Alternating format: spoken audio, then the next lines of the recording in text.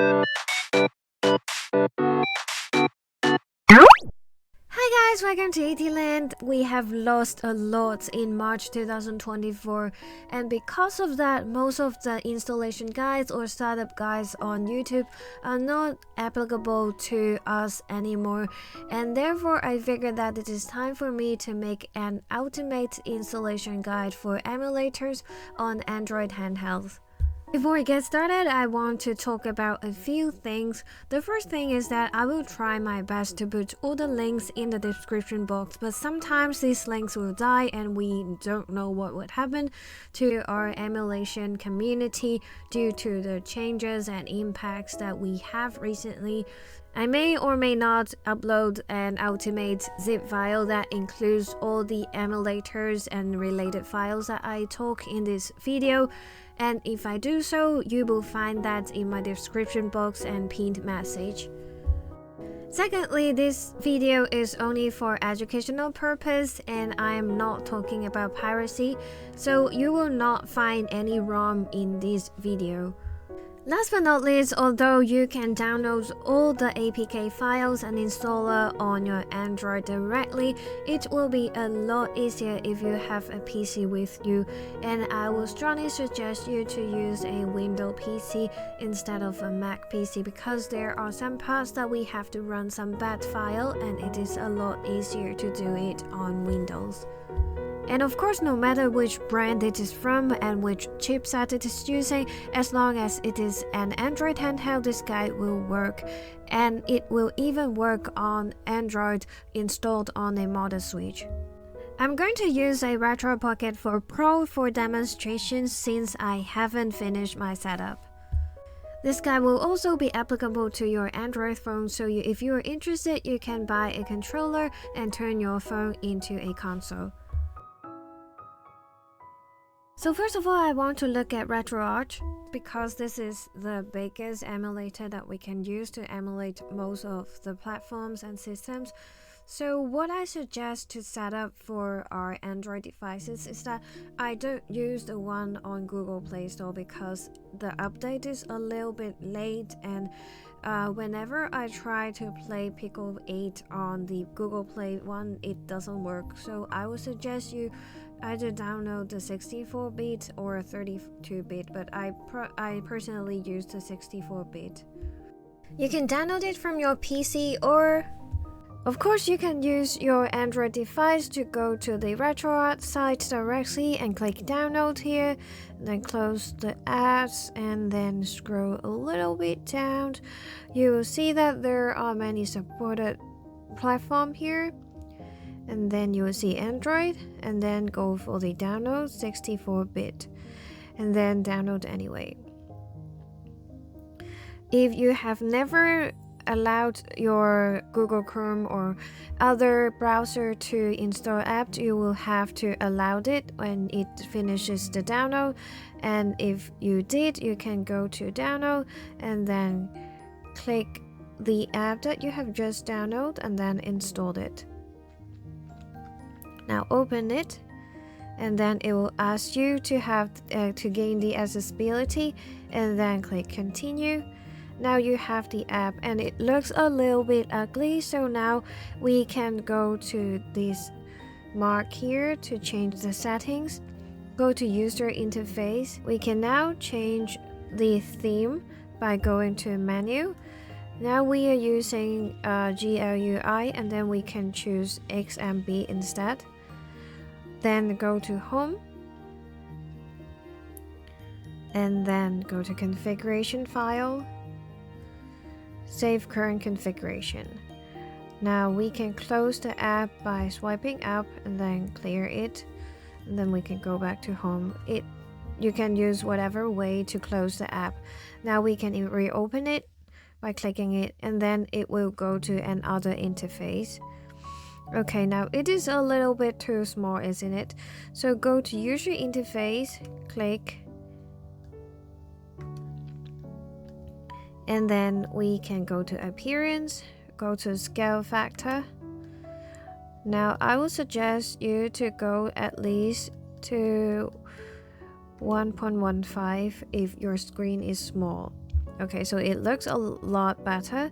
If you don't like blue, just like me, I like purple instead. We can go through it to change it to other colors. I use cube purple from every device. Now, sorry. Okay, so let's go back, and then since now we are using A as back and B as confirm, so I want to change it, and we can go to input. We click manual control. We want to swap OK and cancel button.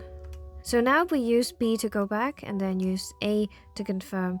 If you want to use A to back, you just click here and then you can go back. A is back now. So this is so simple. And then this is what I want to do. Okay. And now we want to make sure that we have hotkeys enabled. We want to have manual toggle hotkey here. So I would prefer using start and select together. This is just to prevent we getting stuck in game and cannot go back to the menu. And I also suggest you to to choose a hotkey for save state, because for most of the retro game we are not going to use the right joystick unless you do. So if you do not use your right joystick, you can use this for various things, like I would use it for save state. And you can also set the other side to load state if you never use this. So that was a quick tip. Now go to online updater, go to core downloader, and then you'll be able to find a lot of cores that you need. Personally, I have a few cores that I would recommend. 2048 is just a game, but I do enjoy it a lot. And then I don't play arcade game, but you can also download some arcade game core like MAME and stuff. So in terms of Game Boy, personally, I would prefer using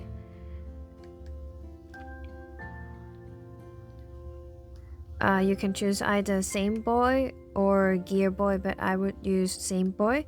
And for Game Boy Advance, I would use MGBA. You can also install Dolphin here, but the performance is not the best. For NES and Famicom, I would use this one, Messen. And then for N64, I think you can just pick either one. Then I will also install Pokemon Mini, and then I prefer SNES 9X here. Now Pico 8 is a bit tricky because I never got it run on any of my device, and I prefer downloading Fig 8 instead. So we will talk about how to play Pico 8 later. And then there are other cores that you can download. I download Pico Drive for Sega, and then for PlayStation, I prefer PCSX Rearmed. And I don't use the PlayStation Portable core here because if you are playing Japanese games, those fonts are not going to be displayed properly. So I would prefer using the standalone PlayStation Portable, the ppsspp standalone one instead. And I think I forgot one, which is Beetle, Bandai WonderSwan, and WonderSwan Color Core. This is the only core that we can play Bandai WonderSwan, so this is also necessary to me. Okay, now I want to explain how to install core separately, and we are going to use the Pico core as an example. So you want to go to the folder that you have stored your core, and this is my SD card. If you cannot find it, you just want to go back to the parent document until you find some kind of number string that is actually indicating your SD card. Don't go to the SD card because that is actually the internal storage. Okay, so here I store my core in this folder, and I want to click it to install it. And now we have installed it. You'll see core installation, blah blah blah. Now we want to load the core. We see that we have Pico 8 Fake 8. This is the core that I just installed. Click it, and then we want to load content. So this is how we can load our content. We want to go to the place where I store my Pico 8, and then here Pico 8 you are showing as a PNG file, and now here it is. This is how we can play Pico 8. If you have successfully installed the core, however your Pico 8 image is only showing as a PNG, you want to go to Settings, User Interface, File Browser, and then turn off the Use Built-in Image Viewer in order to show it as a game instead of an image. So if you find these buttons layout overlay is a little bit too annoying, you want to change it, it is actually very easy. So just remember that we have already set up our hotkey here. Click select and start. Okay, so now we have bring up the quick menu, and then we want to go to the on-screen overlay. If you just want to turn off everything, you can just turn on the on-screen overlay, then there will be nothing like this. But if you are like me, you want to have a little bit of spice and want it to look better, actually we can change it. So I want to show you a little bit of my bezel collection, and you will also find my bezels collection or overlay collection in the description box. So if you want them, you can also go there to download it. So where I store my bezels are exactly as the same folder where I store this core. Okay, so I have some overlays here, and then here we have the Pico overlay.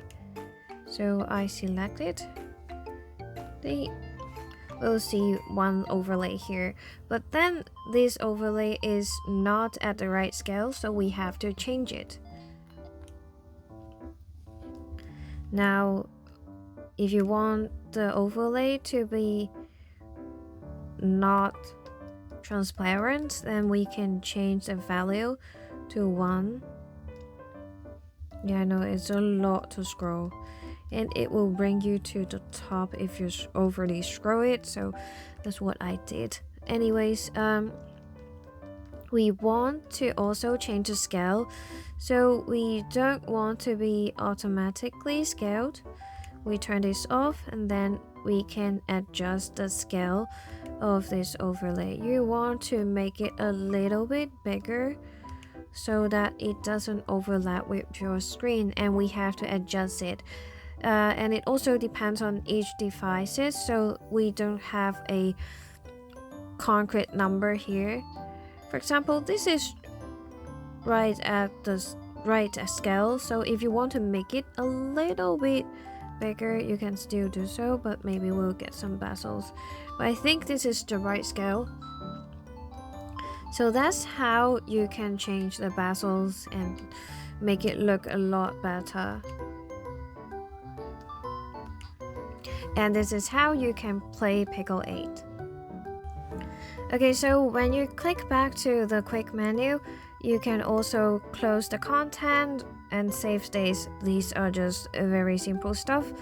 Now, luckily we didn't close the app, we still have that configuration, but every time if you have configured something for the core, you want to click the quick menu and then go to overrides and then save core overrides, and this will help you to remember this override for the whole core, and you will not have to set it up over and over again for each game.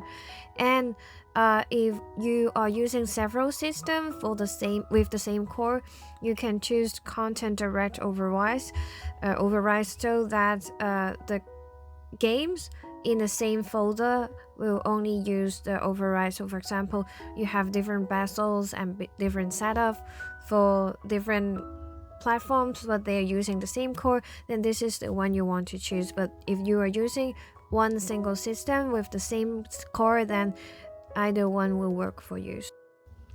One thing about the input is that if your device does not configure it for you automatically, which is very rare because for RetroPocket 2, Odin 2, and INL, they also configure it for you already. So you probably don't need to worry about this, but if this happened to you, then just click input and then click the first one, and then you can click port 1 for configuration. But now since we have port 1 set up already, I'm going to use port 2 as an example. So here you can choose the index, and since the controller is RetroPocket 2 Plus for Android 11, we just click it and then it will recognize it, and then we can choose these configurations here. Or you can click set all controls, then we will follow the instruction and we are good to go, just like this.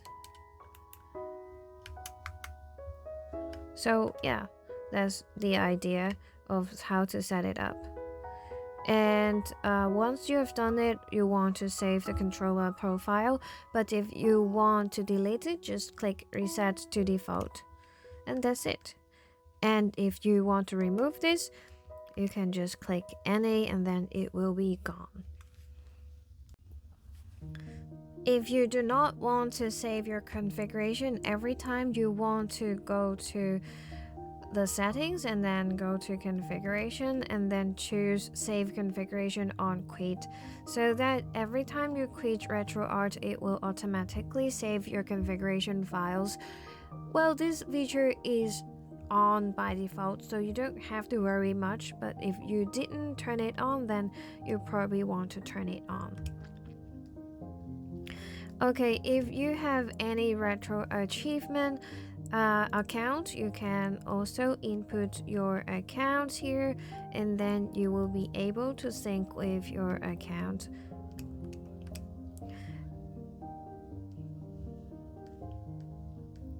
Okay, here we see playlist, and there's nothing inside because we haven't added anything. If you want to turn on your playlist, which it is on already here, you can go to user interface under settings and then go to menu item visibility. And here you will be able to find import content. If you have any content to be imported, you'll be able to see it, and make sure you also check show playlists so that you have your playlist displayed on your Retroarch. If you want to remove any menu item, for example, I don't want history, I don't want to look at what I've played already, you can turn it off and then turn off image. Then when we go back to the menu, you still see it, so you want to save your current configuration, and then you want to kill the app. Now when we turn it on again, those items are gone already. Okay, let's say we can't change the icon of this playlist here and we don't like it. We can delete the playlist by going to settings, playlist, and then manage playlist, go to the bottom, delete it. Now it is gone. So what we can do is we can go to menu scan, and then choose the content again.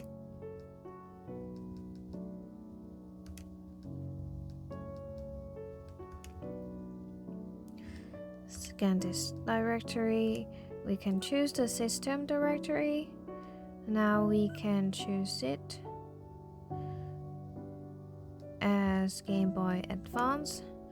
That should help. And then we can choose the core.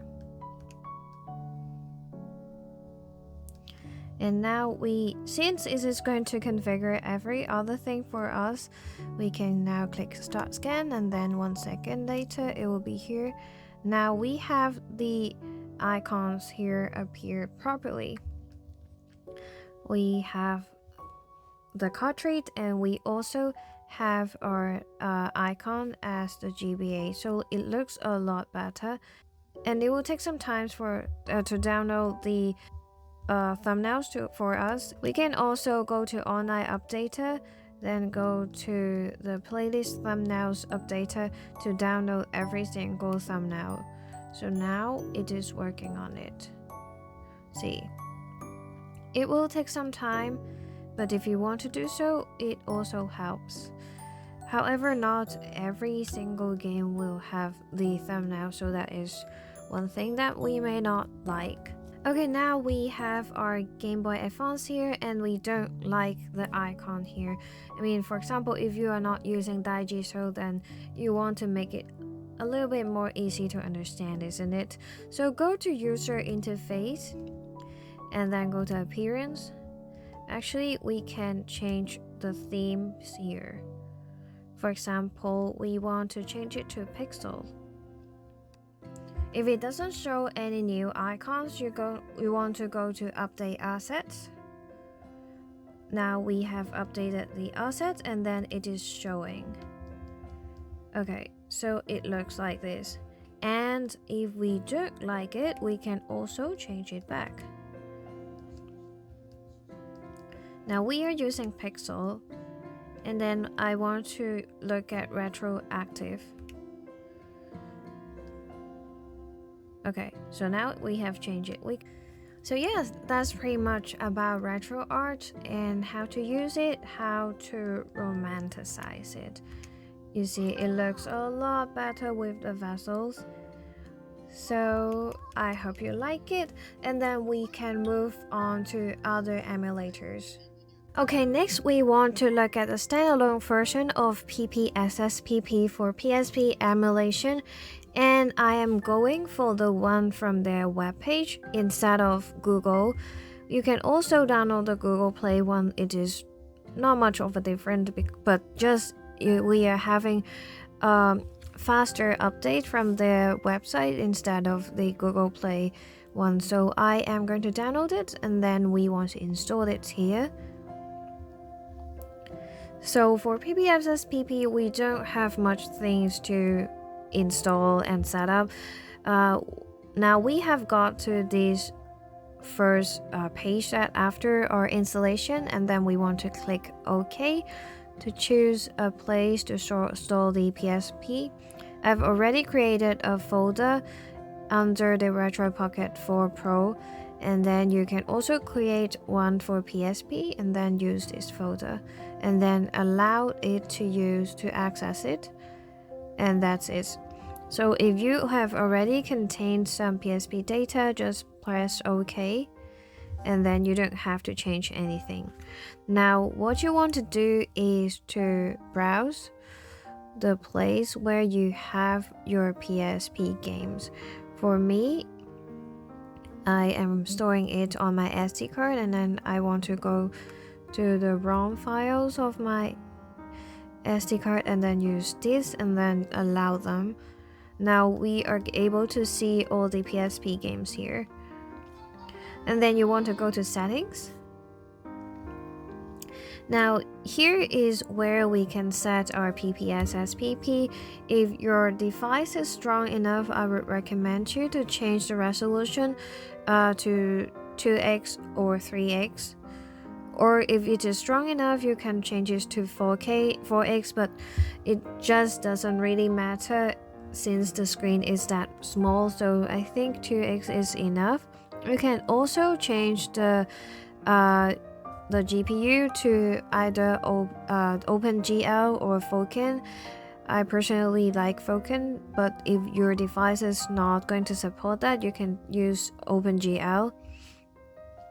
You want to click VSync and full screen, and then for frame skipping, if your device is not strong enough, you want to turn it on, and you can also change it to number of frames and percentage. Or if you don't know what kind of frame skip is better, you can click auto frame skip. Okay, so that's pretty much about those things. You can also click your FPS counter here to show the FPS, but I don't like it. So you can go to control to map your keys. This is just very easy. You can use auto configuration. Then you will show your controller of the device and you can click it. If it doesn't, or if you want to change certain things, for example, I want to change the O, the circle button. So now we have changed it to A and then change it back to B for the X buttons, vice versa. So now we are able to use that, and then we can go back. And for the system, we can make sure it is, for example, we want to use the 2000 and 3000 models. You can change your nickname so that the player name can appear as something you want, and I'm going to use ET here. Okay. For confirmation, I use O as confirmation as I'm used to this practice, so I use this one instead. And if you want to change the language of your UI, you can also change it here. If you want some UI sound, you can click it here. One more thing for the control that you want to set up is that, so when you want to go to the menu, what you want to do is pause. And in order to do that,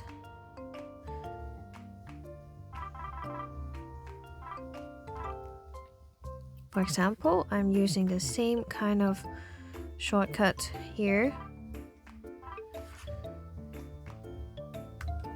So since we are not using R2, for example, when we are in game here, and we want to use a menu to save state, we can click R2 and then go to save states here. Of course, if you want to save states directly, you can also have a key for save states directly. But if you want to bring up the menu for some kind of settings, you can do so. And now, since we have clicked the L2, we were able to save state. So that's the idea. And if you want to make these buttons here to disappear, we go back to the menu and then go to settings, control.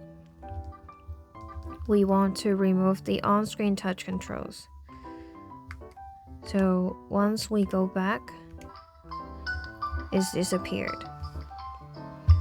So that's pretty much about what we have to set for ppsspp. So there are two versions of NetherSX2 that we can look at. The first one is NetherSX2 Classic 1.0. This is for weaker devices. So for example, Retroarch Pocket 3 and stuff like that. This will give you a better performance. And the other one is the NetherSX2 Patch and Builder. This is the one that is for stronger devices like Odin 2. So depends on what your device is, you can select either one of them. So let's take a look at NetherSX2 Classic 1.0 first. What we want to go to download is the NetherSX2 Classic zip.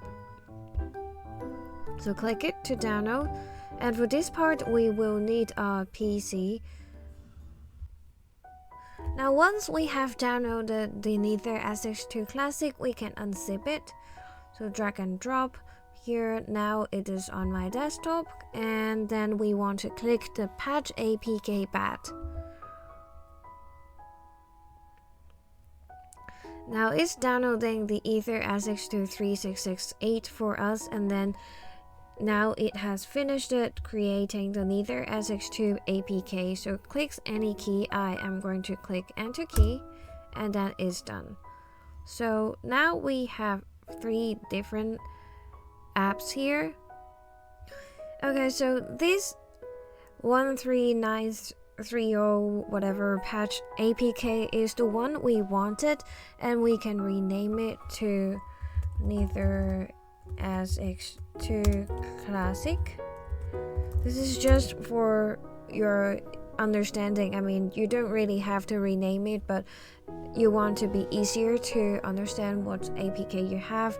Okay, so now I'm going to connect my Retroarch Pocket 4 to the computer. Click file transfer. Sorry for my game. Okay, so now we have entered the file transfer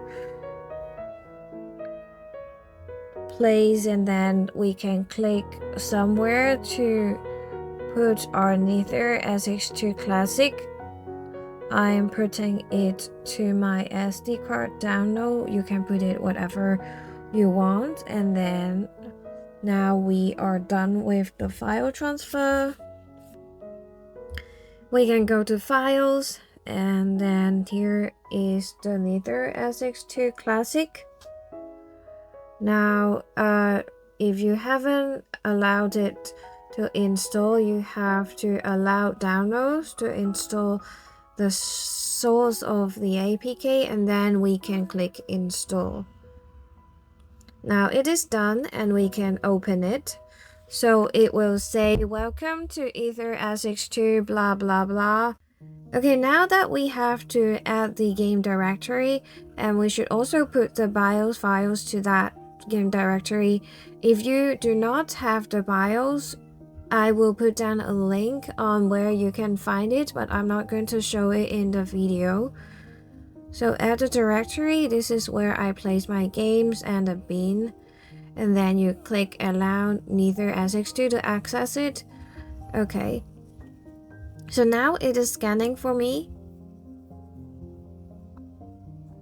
and it's finding all the games I have. You can also change the field of the games by clicking here, and if you do not have the boxarts, you can long press it and then choose the cover image, and you can also put a shortcut on your launcher by clicking here. So if I do so, it will create a shortcut, and then I can click it at my home screen, but I'm not going to do that.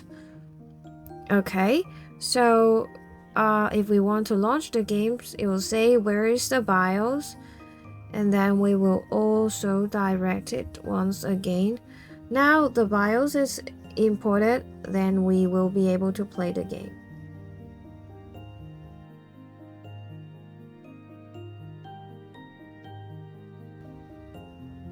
So here's the game, and it is running.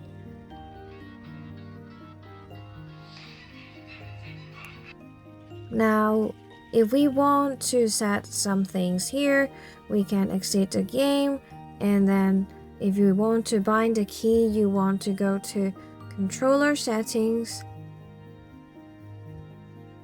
and then, for example, you want to disable the on-screen gamepad, you want to click none for the touchscreen controller field. And for port 1, which is what we are using for the controller, it is configured as DualShock, and it may appear as different controller based on what device you are using.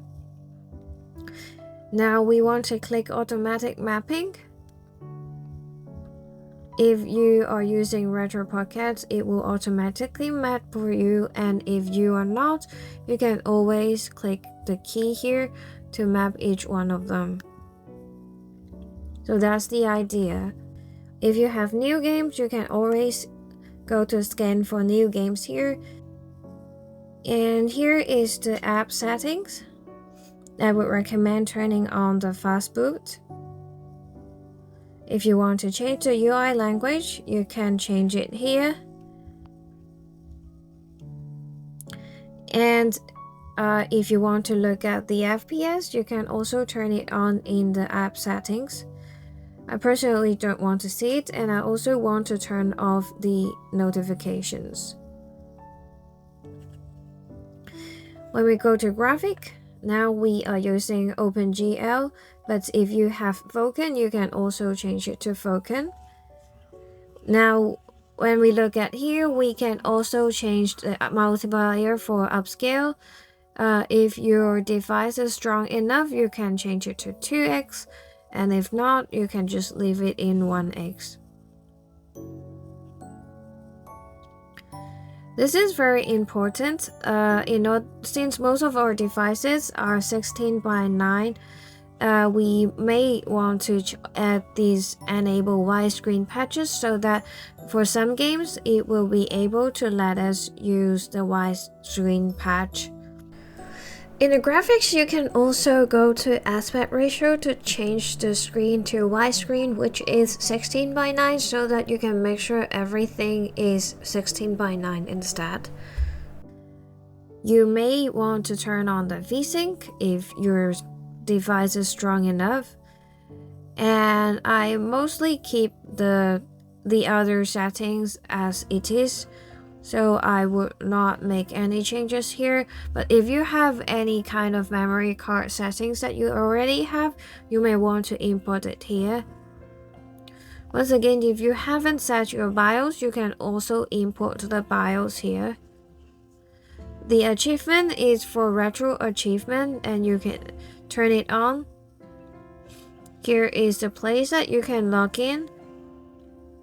If you don't have it, you can just turn it off. So here are some advanced settings, and if you are not familiar with these things, just leave it as default.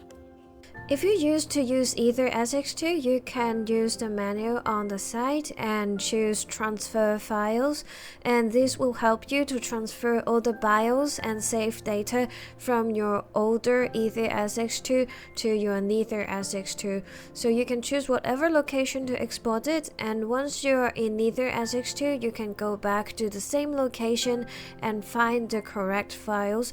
Remember, you have to select both of them, or otherwise it is going to give you an error message.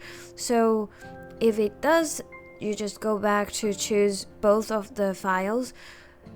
Now, after choosing both of them, you will be able to import them, and then you will be able to use your save as you used to in the games. And remember, those save data has to be in-game save instead of save states, so be careful about that. So that's pretty much about NetherSX2 Classic.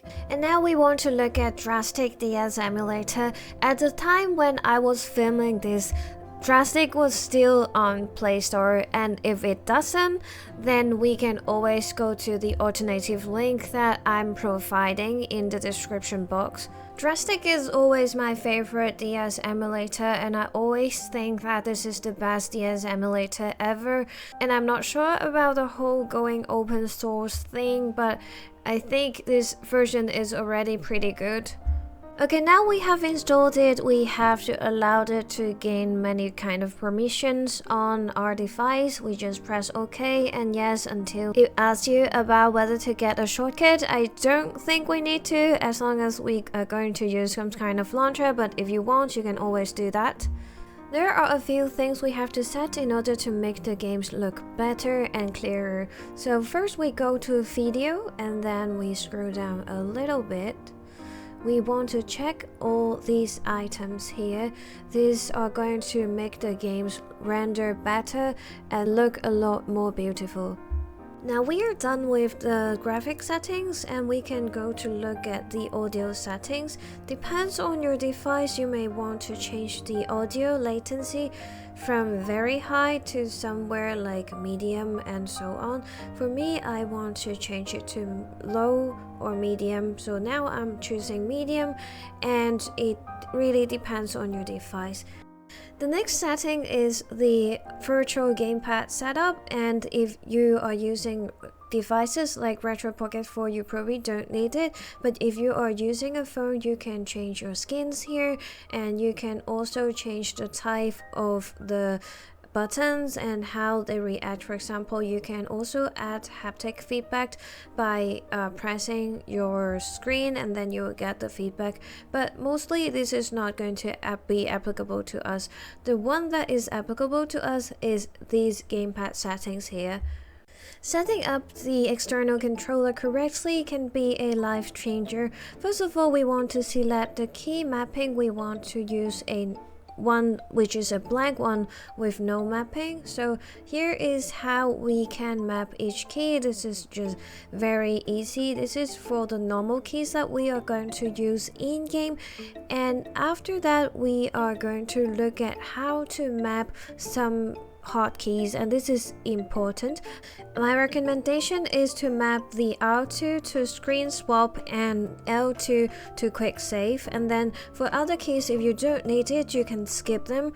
I don't even map for the open menu because you can also toggle it from the on-screen gamepad, so I don't think that it's important. If you want to use your left joysticks, you can also map it to up right and down left and whatever, as long as you like it, but this is also not very important, so you can also skip it.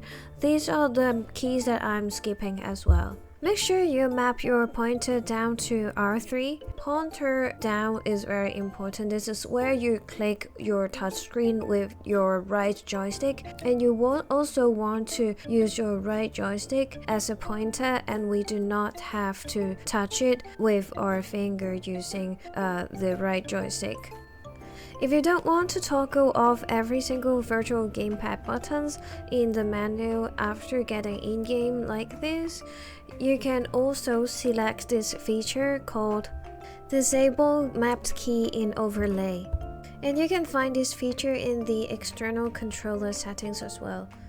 In the general settings menu, we can toggle on and off the SPS counting, and we can also disable or enable the autosave feature.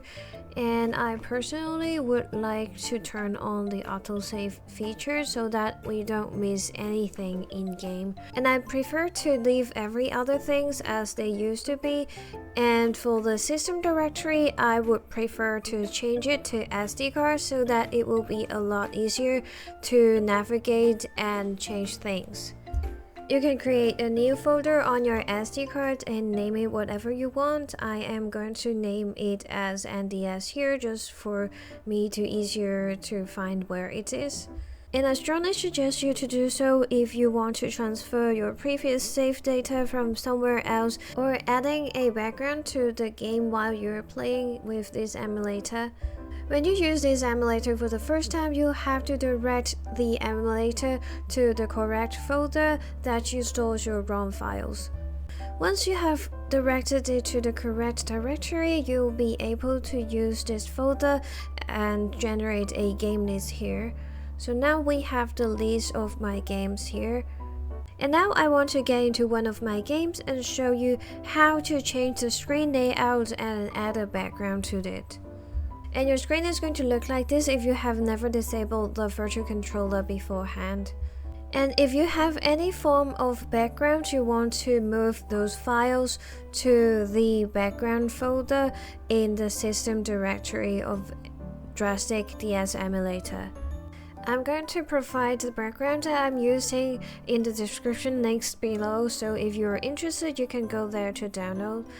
And now let's place the background folders here. And then we want to go back to Drastic now. So remember, we opened this screen here. We can now choose set background, and here is the background. And the next thing we have to do is to adjust the screen size to fit with this background here. So you can click the screen and click resize screen. You want to keep the ratio as it is so that it will not go into a weird kind of ratio, and toggle it. We can just toggle it on our screen and to your liking. Remember, we have already mapped the key for screen swap, so when we press it, we will get a bigger screen on the left and vice versa when we swap it. And remember to save it as global settings so that every game we play is going to use this screen size and this same background. And also remember, since so here is the screen swapper, you can see it is going to switch in different sizes once we press it. And remember, we have set the pointer on the right joystick, so this is a touchscreen only game and we can use our left joystick to control it.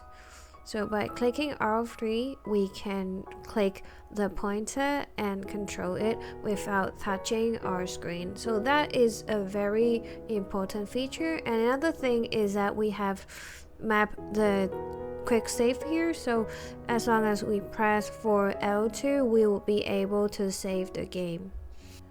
Adding save data to Drastic DS emulator is relatively similar to how we do the background thing. We just have to put all the files in the correct directory. For example, for save states, we want to put it in save states, it is in DSS format. And for the save data, the in-game save data, they are going to be saved in the backup folder. In the backup folder, the format of the save data are going to be DSV. So if you want to transfer save data from your old NDS, we'll have to change the extension in the file apps from SAV to DSV. Okay, I'm going to use this Dragon Quest Monster Joker save data as an example. I'm going to delete SAV and then type in DSV and save it. And then I'm going to move it to the directory. I'm going to copy it to the directory where my save data is. So here you can go to backup and then you see I don't have any save data here. So it is supposed to be a brand new game when I go back to Drastic. But since I have moved the save data to here, when I click Dragon Quest Monster Joker, it will load up and then I will be able to get back my previous save here. So I'm not going to start from scratches. So this is how you transfer your save data from either your DS or some other emulators that uses SAV as their format. Okay, now let's move on to Vita 3K Android version. I've linked the GitHub page in the description box and we can go there to download the latest version of the APK. Click installed and after installation we can open it. It is fairly easy to set up. First of all, select the language that you want to use and then we go to download the various files that we need. It is going to link you to a PlayStation page and sometimes the link is not going to work directly, so if it doesn't work you want to wait a moment or you want to click the link and to open it in a separate tab. Then the firmware, we will have to also download the font package and this is going to be the same process. Next, we are going to go back to Vita 3K and install the firmware as well as the font package. So it is fairly easy, just click that button and direct it to your download page and then click the PUP files that you have just downloaded for the firmware and the font. This process will take you a few seconds for the installation. If it is successfully installed, you will be able to see a V mark after the installation. So now we are able to install all of them and go to the settings. I will click the grid mode and I prefer to have the other settings like that and then click OK. Then you want to uncheck the show next time button because it will come up every time you open the app. So I prefer going to that way.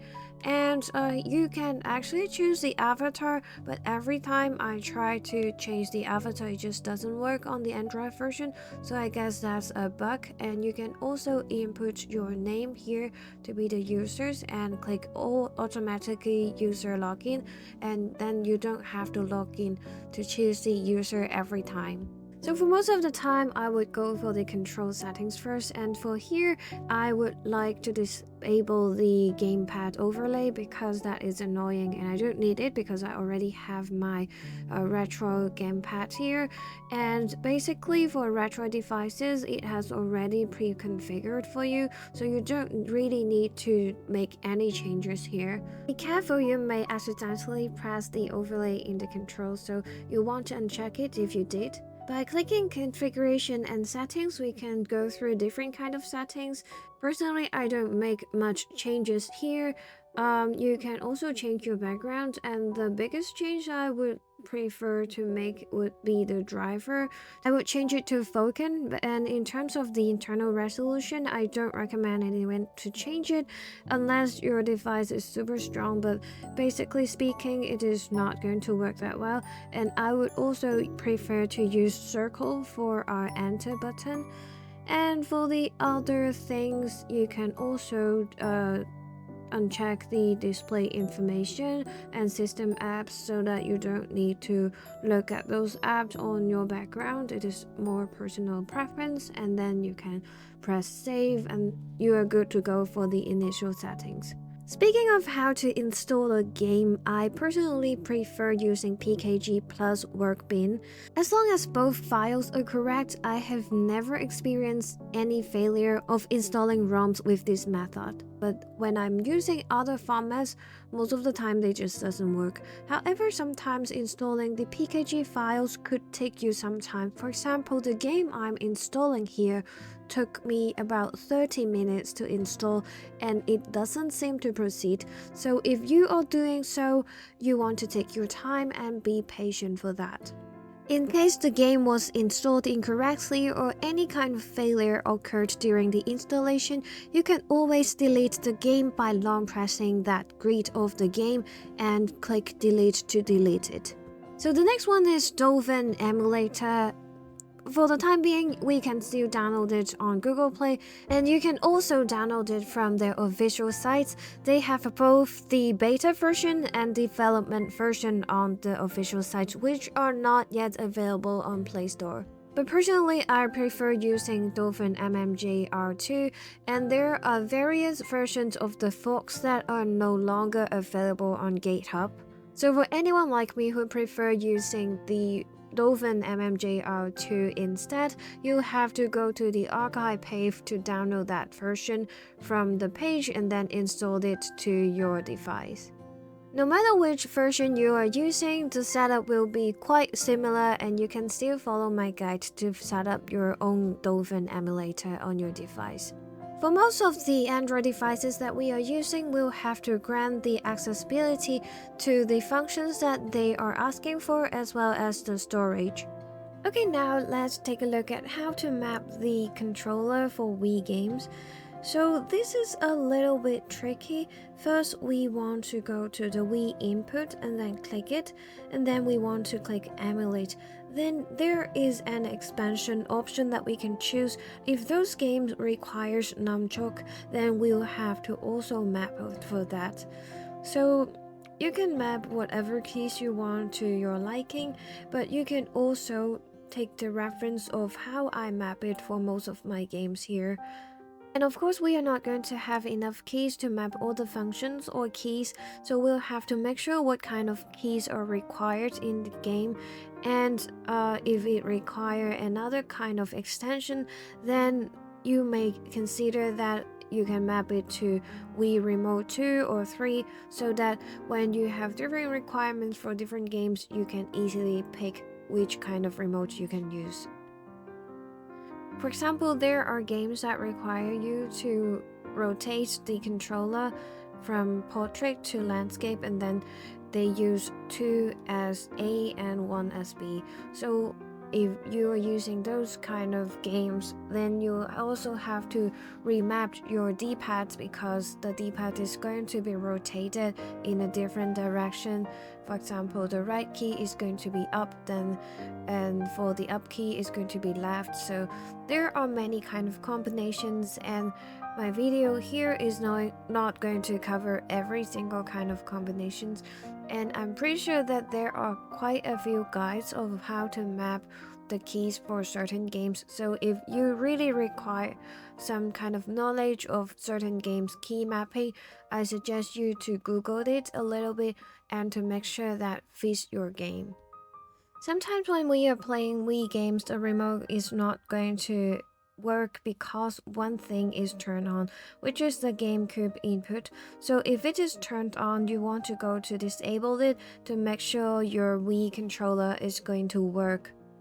Now I'm going to show you some of my settings in Dolphin MMJR2, but for most of the time, since this is already figure something for you in MMJR2, so if you are not sure about that, you can always leave the settings as default. And I personally like to override the CPU clock speed so that sometimes it may go faster, and I also want to change the video backend to Vulken. And for other things, I think they are really optional, and I don't think you really have to change any settings. If you have any kind of texture pack, you can enable customized customer texture and then add them. But if you don't, then you don't really have to set anything. So here is the settings for the interface. You don't really have to make any changes if you have nothing that you don't like in the interface. And here is the path for the some of the documents, and those are not really required to change as well. And then here is some of the Wii settings that you can change. For example, I would prefer games to be in Japanese, and if you prefer it in English, then probably you don't have to change anything. And there are other settings, but we can always keep it as default. Now, since we have already dealt with the general settings, for GameCube it is going to be a lot easier. We just have to map the keys for the GameCube controllers, and here is how I map it. Again, this is how I map it, and it is just for your reference. You don't definitely have to follow in the same way, but I just find this easier for me to use this kind of mappings.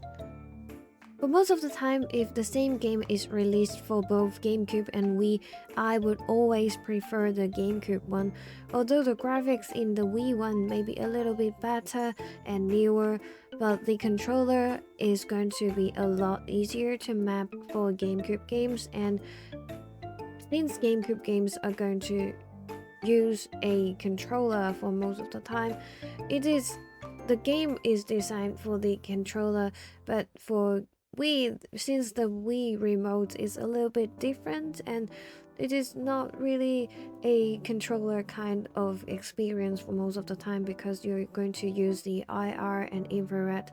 So I would suggest you, if you don't want to mess up with the controller, maybe picking the GameCube one is a lot easier for you. Now, when you want to disable the on-screen displayed gamepad, you can also slide from the left side and toggle the controller. So now you can uncheck all of them, and then you'll be able to remove all those toggled controls. And we are getting very close to be able to play the games in GameCube.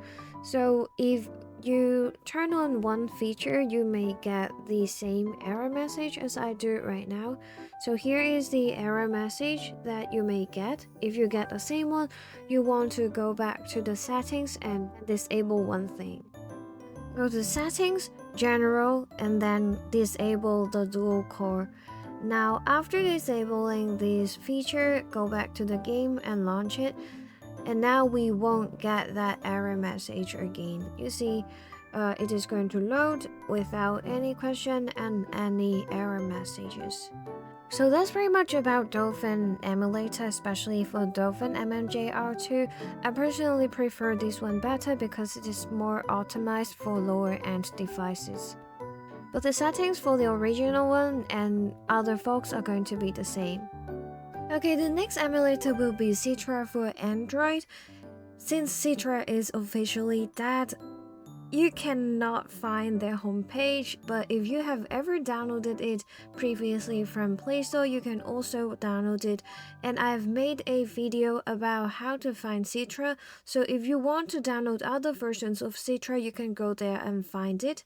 And after installing the app, we have to enable all the permissions and also allowed it to access the files where we store the ROMs. It will take some time to load up all the games that you have, so be patient and wait for like 1 minute or so. It will load up your library here. The next thing we want to do is to bind our controller, since Citra is not going to bind it for us directly. So we are going to click input binding and then bind every single key that we will need in this emulator. This is pretty straightforward because there is no any weird functions or special functions that we have to bind unless you really want to swap the screen and stuff. But for most of the cases, you're just binding every single key that is available on your controller. So this is pretty straightforward, but if you are not sure what to do, you can just follow what I'm doing right here. If you want to remove all the bindings in one, you can always reset your bindings by going to the hamburger menu at the side and reset the binding. In Citra, you can select either the settings for all the games, like in the general settings, or you can do the per game settings. If you want to have every single game in 2x resolution, you want to go to the settings and change it. And here is the screen layout. I always use large instead, but we'll adjust it later on, so it really doesn't matter actually. And here are some options for you that can kind of optimize your gaming experience. I will definitely set my Citra to have the new 3DS mode on because some games are only going to work in this mode. And then for the other settings, for example, you can change your system language here.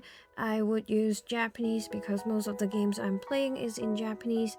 And if those games are in multilingual, you can always change it. And for themes, actually, we are going to talk about how to add themes into our Citra emulator. So first of all, if you want to add theme, you have to make sure you're downloading the Citra MMJ Storage Access Antutu version. If not, you are not going to access your storage and the performance may not be as good. Now, after getting the right APK file, you want to go to the Files app and copy the themes to the correct directory. And you can find the themes in the description box. Thanks for iShade making them.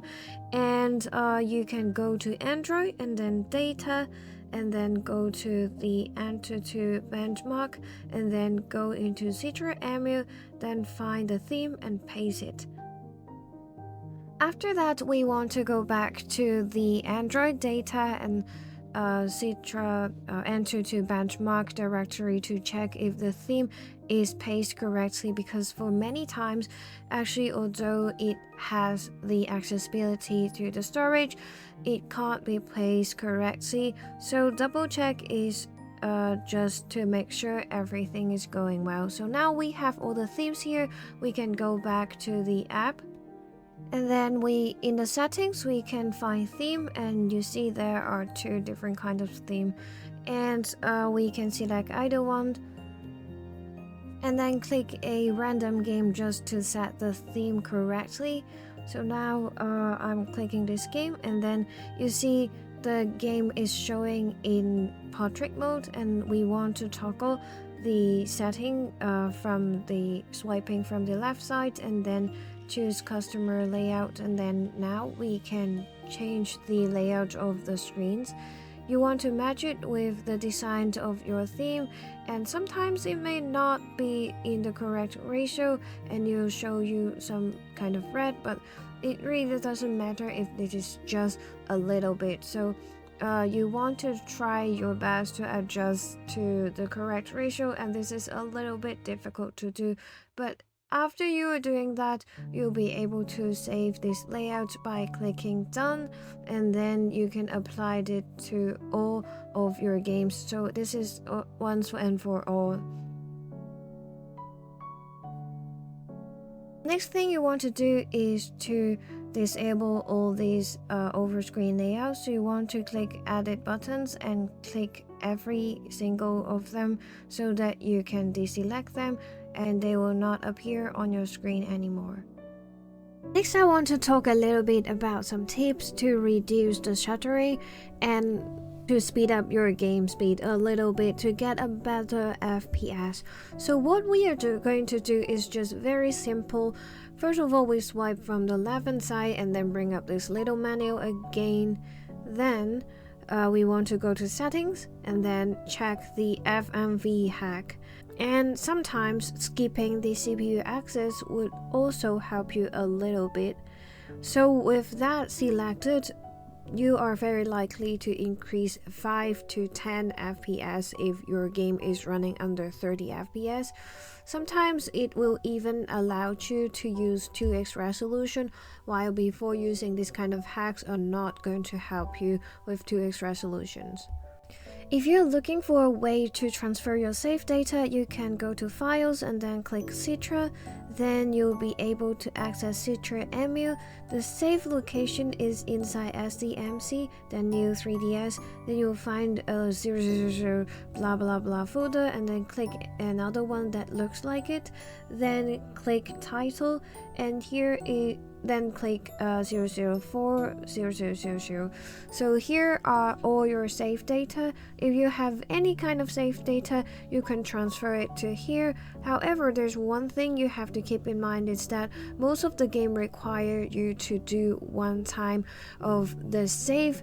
And for example, Fantasy Life Link is not going to be able to be transferred in any way. And what I mean by to have a local save is that you'll have to go in-game and make a new save and then overwrite the save data that you have. Using the game here as an example, you have to save the game one time. And then now we have created the save data, we can go back to files at the same location that we just mentioned and transfer your save data to that location here.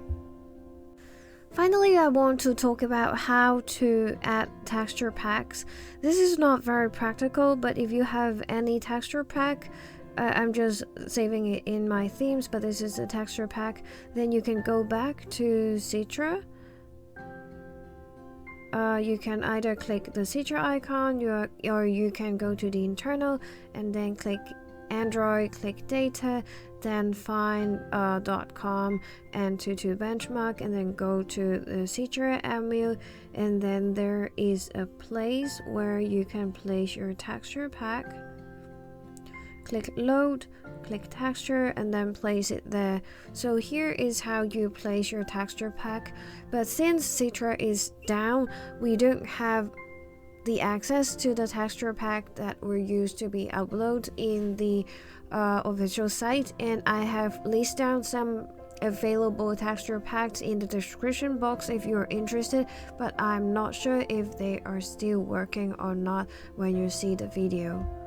Now we are going to look at our last emulator user, which is sadly dead already, but anyways we can go to install it. So I believe you have already downloaded all the files from the link I provided, and then here we have our SD card where I stored all of the data I need. Ouch. Okay.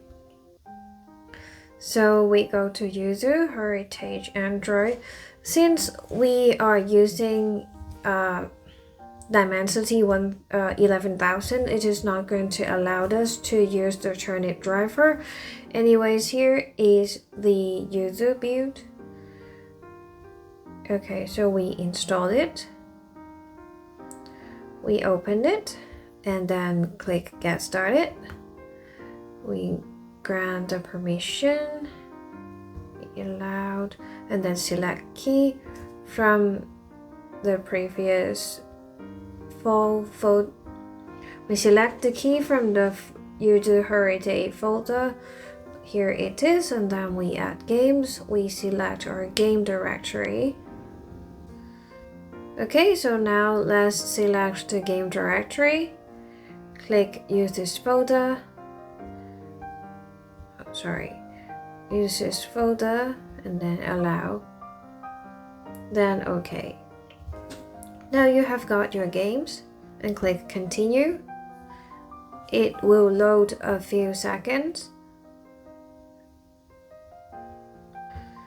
Anyways, while we are waiting for that, there are a few things that we can set up. If your device is a Snapdragon device, you'll be able to add your drivers.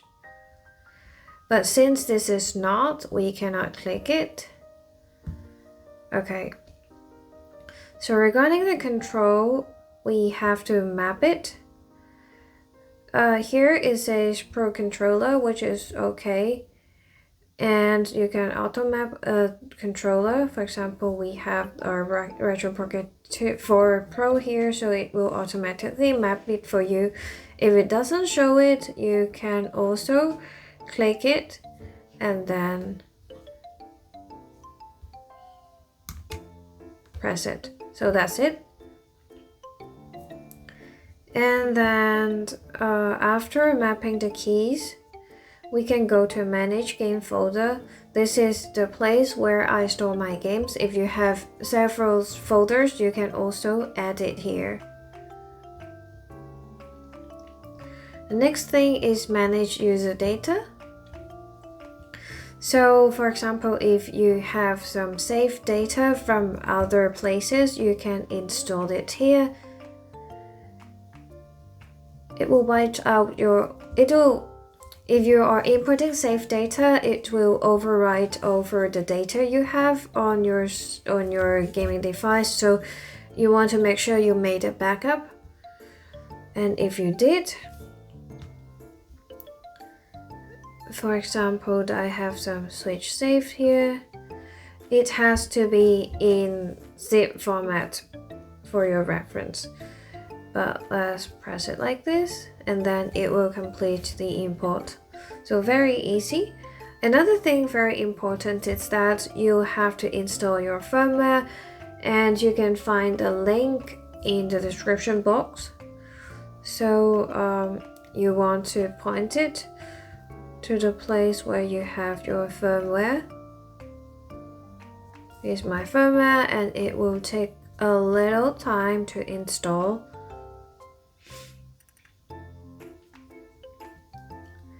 If you have any game update files and DLC, you want to press here and then direct it to the place where you store your updates.